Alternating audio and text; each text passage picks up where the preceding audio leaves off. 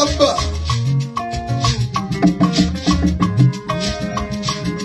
Ekuve muka isi eku Ụfọdụ na-ekwu ebe onye na-ekwu ọmụka na-ekwu Prọfet Aruvaluezeama ndị Igbo niile Abba Bishọp ndị egwu na-ana Igbo ọmụka na-ekwu Nweze egwu na-egwu na nweze egwu n'ọzọ okwu m wee bụrụ kedu na ibe sọla ejima Peter na Paul ndị bide dunu ụwa niile na-anụ ababa obu unu kpọrọ bisikwu ya maọbụ bisikwa ya kedu ibe unu kpọrọ ha eberebe ekwuru ukwe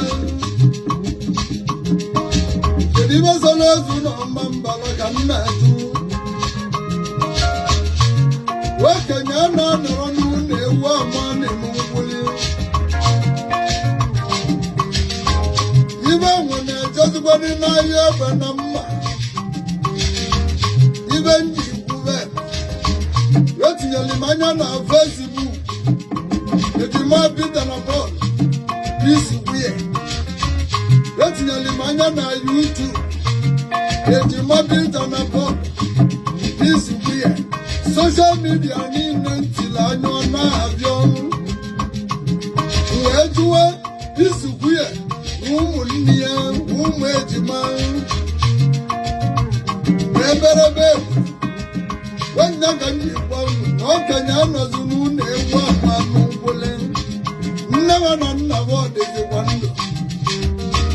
maka na amalị mụ na nna ha jere olu oyibo na Jos olu buru dị ka nna ha lụrụ eji wee nwe ejima Peter na Paul buru dị na Jos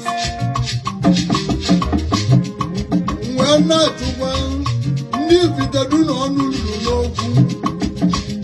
ndị ọnụ lụrụ n'okwu unu nọkwu ya ibe enwe na-abịa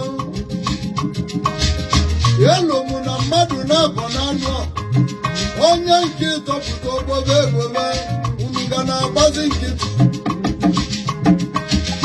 okwu ọzọ nwere n'ebe mma eji manụ